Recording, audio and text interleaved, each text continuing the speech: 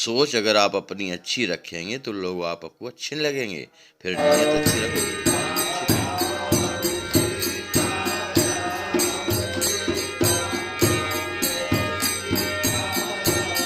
जय सीताराम सीताराम सीताराम सीताराम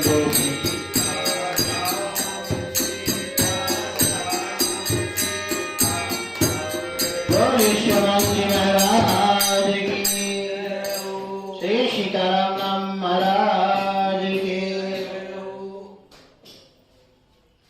आज हम लोग यहाँ संतों के चरित्र का ही चित्रण करने के लिए उपस्थित है। कल जो गोलाघाट के संत हो गए श्री रामवल्लभ शरण जी महाराज, उनकी चर्चा कर रहे थे और आज भी उन्हीं की चर्चा करेंगे। आप जिनको खोज रहे थे महाराज जी, धन्यवाद के पात्र है कि संतों की सेवा करते रहते हैं, इनसे सब व्यवस्था भी करते हैं और संतों के जो भी अस्वस्थ संत हो उनकी सेवा में लगे रहते हैं। तो मैं संकेत कर रहा था, आज एक हमारे आपके लिए बहुत अच्छी बात यह है कि आज गीता जयंती भी है। अभी गोस्वामी श्री तुलसीदास जी महाराज के यहाँ से ही बोल करके मैं यहाँ आ रहा हूँ। आज इस सौभाग्य की बात है कि गीता जयंती भी है। संतों का जीवन ऐसा अद्भुत जीवन रहा है, ये मत पूछिए। कल हम जिन महापुरुष की चर्चा कर रहे थे, जो गोलाघाट के सदगुरु सदन के महाराज जी हो गए श्री रामवल्लभ शरण जी महाराज, लगभग 150 वर्ष पूर्व में उनका जन्म हुआ था बाराबंकी जिला में। घर को छोड़ करके अवध आए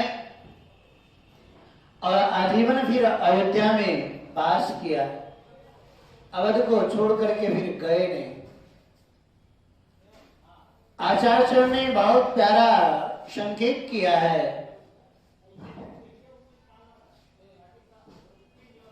महाराज श्री जब अयोध्या जी में गोलाघाट में रहने लगे तो कल उनका एक चरित्र हम आपके सामने रखे थे कि हिंदू और मुसलमान में कुछ ऐसा हुआ जिसके कारण उनको जेल में जाना पड़ गया और काशी के जेल में जाकर के उन्होंने कुछ दिन ही रहे और वहां से लौट करके आ गए। कभी कभी लोग ये चर्चा करते हैं कि क्या जो साधु बन जाते हैं, माँ बाप की सेवा नहीं करते, समाज की सेवा नहीं करते, परिवार की सेवा नहीं करते, तो उनके लिए इसके लिए उनको दोष नहीं लगता है। हमारे यहाँ शास्त्रों में जो वर्णन है उसके आधार पर यदि मैं बताऊं तो आपको आश्चर्य लगेगा। एक समान धर्म होता है और एक विशेष धर्म होता है। समान धर्म को छोड़ करके कोई विशेष धर्म को पकड़ लेता है तो उनको कोई दोष नहीं लगता है। समान धर्म क्या है? हमारे यहाँ शास्त्रों में माता पिता की सेवा करना, समाज की सेवा करना, प्यार लगवा देना, धर्मशाला बनवा देना, ये जितने भी जो कुछ समान धर्म में आता है। इसलिए तो भगवान श्री कृष्ण ने गीता में कहा कि सर्वधर्मान परित्यज्य, सारे धर्मों को परित्याग करके तुम मेरे शरण में आ जाओ। गजब की बात है। ये गीता उस समय की है जब ये युद्ध के मध्य भूमि से ये गीता निकल रही है। दोनों ओर सेना खड़े थे युद्ध करने के लिए और उसके बीच से ये जो 700 श्लोक वाली श्रीमद् भगवद गीता है वो गजब की है। 574 श्लोक भगवान श्री कृष्ण ने कहा है गीता में। 84 श्लोक अर्जुन के मुख से निसृत है। 32 श्लोक संजय के मुख से निकला है, 9 श्लोक दुर्योधन के मुख से निकला है और 1 श्लोक धृतराष्ट्र ने कहा है, जो श्रीमद् भगवद गीता के सबसे प्रथम श्लोक है। धर्मक्षेत्रे कुरुक्षेत्रे समयुतायोत्सव मामका पांडवाश्चैव किम कुर्वत संजय। ये कह रहे हैं धर्मक्षेत्रे कुरुक्षेत्रे। जरा कल्पना करिए, कोई युद्ध में धर्म की बात करेगा? युद्ध में तो केवल मारने काटने की बातें होती है, मारा जाता है, काटा जाता है, एक दूसरे के दुश्मन बनते हैं। लेकिन धन्य है भारत की भूमि, ये युद्ध क्षेत्र में, युद्ध में भी धर्म का उद्देश्य होता है। और ये वो गीता है जो सारे दुनिया के लोगों के दिल और दिमाग में छाए हुए। कोर्ट में काम आए तो ये गीता काम आती है। हमारे यहाँ विद्वानों के बीच में जो प्रस्थान त्रय है, उसमें गीता एक अंग को लेकर के चलती है। ये वो गीता है। और उसमें जो धृतराष्ट्र है, गोस्वामी ने लिखा है बैर अंध, बैर जो होता है अंधा होता है और धृतराष्ट्र भी अंधे हैं। और ये गीता धृतराष्ट्र के द्वारा ही मुख से ही सबसे प्रथम श्लोक है। धर्म क्षेत्रे कुरुक्षेत्रे, धर्म क्षेत्र में और कुरुक्षेत्र में एक संत कहा करते थे कि क्षेत्रे क्षेत्रे धर्मम कुरु। आप जहां भी जाइए, जिस क्षेत्र में जाइए, वहां धर्म करिए, गीता का मुख्य उद्देश्य है। लेकिन भगवान कृष्ण ने जो अर्जुन को उपदेश दिया गीता के 18वें अध्याय में जाकर के, वो बहुत प्यारा उपदेश है। भगवान कृष्ण कहते हैं, अर्जुन तुम सारे धर्मों को परित्याग करके और मेरे शरण में आ जाओ। सर्वधर्मान परित्यज्य। सारा धर्म क्या है? धर्म को समझना बहुत कठिन काम है। धर्म क्या है, धर्म की व्याख्या करना मुश्किल बढ़ जाता है। हम लोग भोजन करते हैं, ये भी धर्म है। वस्त्र पहनते हैं, ये भी धर्म है।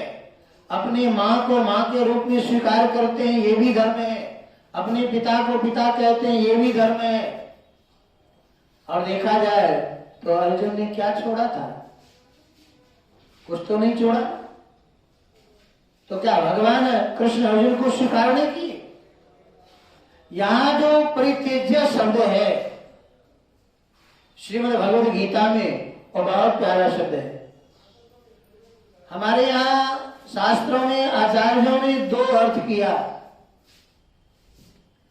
परित्यज्य शब्द का एक अर्थ है त्याग करना। जो अद्वैतवाद में, अद्वैतवाद के जो आचार्य लोग हुए, जैसे संन्यास शब्द है, तो संन्यास शब्द का अर्थ होता है सम्यक प्रकारेण न्यासेन त्यागेन। जो सब कुछ को परित्याग कर दिया जाए उसको कहते संन्यास। जो अपने शिखा सूत्र को भी परित्याग कर देते हैं उनको कहते हैं संन्यास। लेकिन हमारे यहाँ वैष्णवाचार्यों ने संन्यास शब्द का अर्थ बदल दिया। हमारे वैष्णवाचार्यों ने कहा संन्यास मतलब सम्यक प्रकारेण समर्पणेन। हमारे आपके जितने कर्म धर्म हैं सब परमात्मा को समर्पित कर दे, वही धर्म की व्याख्या है। लेकिन एक आध मुश्किल है। हम लोग कभी कभी धर्म की व्याख्या अपनी बुद्धि के अनुकूल, अपनी सरलता के अनुकूल, अपने मनोनुकूल कर ले जाते हैं। आप जैसे देखेंगे तो आपको आश्चर्य लगेगा। ये हमारा रामचरित्र मानस में 4 व्यक्ति है जो धर्म की व्याख्या करते हैं, लेकिन जीवन में क्रियान्वित नहीं करते। और मैं तो प्राय कहा करता हूं, मंच मिल जाए, माइक मिल जाए तो व्याख्या करना कोई कठिन काम नहीं है, कोई भी बोल सकता है। लेकिन उसको जीवन में क्रियान्वित करना मुश्किल पड़ता है। संतों के जीवन में विशेषता होती है कि वो जो कहते हैं वो करते हैं। दूसरे को नाम जाप करने का उपदेश देते हैं, क्योंकि पहले स्वयं करते हैं। तो ये करना और कहना मुश्किल, कहना और जीवन में क्रियान्वित करना, उतारना मुश्किल होता है। जैसे आप देखिए तो रामचरितमानस में 4 व्यक्ति है जो धर्म की व्याख्या तो आसानी से करते हैं लेकिन जीवन में क्रियान्वित नहीं करते। उसमें एक तो है सुपनखा, दूसरे में है महारानी कैकेयी, तीसरे में बाली और चौथे में रावण। ये चारों व्यक्ति रामचरितमानस में धर्म की ऐसी व्याख्या करते हैं कि मत पूछिए, लेकिन इन लोगों के जीवन में है नहीं। महारानी सुपनखा जब भगवान श्री राम के पास से रावण के पास में जाती है, रावण को जब डांटने लगती है तो वहां धर्म शब्द की व्याख्या करती है कि राजनीति बिनु धन बिनु धर्म, हरे समर पे बिनु सत्कर्म, विद्या बिनु विवेक उपजाए, श्रम फल बड़े किए रूपाए, संगते जति कुमंते लाजा, मांगते ज्ञान पांगते लाजा, प्रीति प्रणय बिनु मदते गोनी, नाशई बेग नीति यश सोनी, रिपु रुज पावक पाप प्रभु अगरीन छोट करी। इतना लंबा व्याख्या है कि एक एक शब्द की व्याख्या किया जाए तो घंटों लगेगा। इस सुपनखा का शब्द है, लेकिन सुपनखा के जीवन में देखा जाए तो धरातल पर उनके जीवन में कुछ भी नहीं है। व्याख्या तो करती है धर्म का लेकिन उसके जीवन में है नहीं। तो संतों के जीवन में और संसारिक जीवन में यही अंतर होता है। संसारिक एक संत कहा करते थे कि व्याख्या करने वाला जो शास्त्रों की व्याख्या करता है तो उस व्यक्ति के ऊपर भी निर्भर होता है कि व्याख्या करने वाला है कौन। यदि कोई गृहस्थ आश्रम में रहने वाला व्यक्ति धर्म की व्याख्या करता है और एक विरक्त आश्रम में रहने वाला व्यक्ति धर्म की व्याख्या करता है तो दोनों की व्याख्या में अंतर बढ़ जाता है। शास्त्र तो वही है लेकिन उसका जो भाव है, उसका जो पक्ष होता है वो कहने में और सुनने में अंतर पड़ता है। वैसे देखा जाए तो ये महारानी सुपनखा जो धर्म की व्याख्या करती है इनके जीवन में कुछ नहीं है। बाली धर्म की व्याख्या तो करने लगा लेकिन उसके जीवन में देखा जाए तो भगवान श्री राम जब बाली को बाण मारे और बाली गिर गया तो बाली ने कहा भगवान श्री राम से कि महाराज धर्म हेतु अवतरे गोसाई। बाली ने कहा महाराज हमने तो सुना है कि आपका अवतार धर्म के लिए हुआ है, धर्म की रक्षा के लिए हुआ, लेकिन आप ये धर्म कर रहे हैं। मैं बैरी सुग्रीव प्यारा, मैं आपको दुश्मन हो गया और सुग्रीव आपको प्यारा हो गया। ये कहाँ का धर्म है? धर्म तो ये कहता है कि सबके साथ समान व्यवहार करना चाहिए। भगवान श्री राम मुस्कुराने लगे। अतः भगवान श्री राम ने जो जवाब दिया बाली को गजब का जवाब है। भगवान श्री राम ने कहा कि बाली तूने अधर्म किया है, मेरा अवतार धर्म की रक्षा के लिए हुआ है और क्योंकि जितने भी धर्मी है सबको मारने के लिए हुआ है और तुमने अधर्म तो किया ही है। अनुज वधु भगनी सुत नारी सुनुसट कन्या समेचारी, इन्हीं को दृष्टि विलोक जोई, ताई बदे कछो पाप न होई। तो भगवान श्री राम के सामने में बाली धर्म की व्याख्या करता है लेकिन उसके जीवन में नहीं है। महारानी कैकेयी ने कहा भगवान श्री राम से धर्म की जो व्याख्या करती है कैकेयी उसकी व्याख्या अलग है।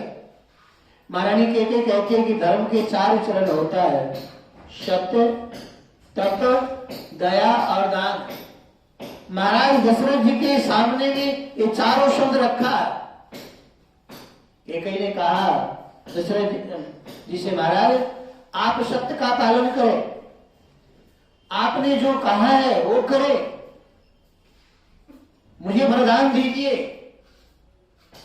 और आप अपने पुत्र को वनवास जंगल में भेज दीजिए। आपका बेटा तप करेगा तो धर्म के दूसरे चरण का पालन होगा और मैं अबला हूं, मेरे ऊपर दया करिए और ये अयोध्या के राज्य को दान कर दीजिए। ये व्याख्या महारानी कैकेयी कर रही है। क्यों? एक अपने मन अनुकूल व्याख्या कर रही है धर्म की। कभी कभी हम लोग भी धर्म की व्याख्या अपने अनुकूल करते हैं, अपनी सहजता के लिए करते हैं।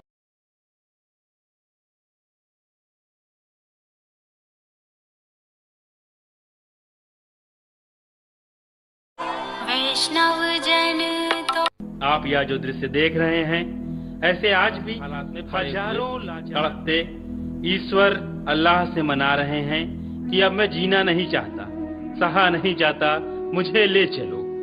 आइए, अगर आपके दिल में ऐसों के प्रति दर्द है तो ट्रस्ट के साथ मिलकर अपने अवकाश प्राप्त समय का दान देकर अपनी बौद्धिक योग्यता का, अपने धन का सच्चा सदुपयोग करके इनका दर्द मिटाएं और उस परम पिता परमेश्वर अल्लाह गॉड का प्यार प्राप्त करें। जिंदगी व संपत्ति तो एक दिन हमें छोड़ना ही है, तो क्यों ना हम अपने हाथ से ही उसका इन दुखियों की सेवा में सदुपयोग कर महान पुण्य के भागीदार पराई जाने रे वैष्णव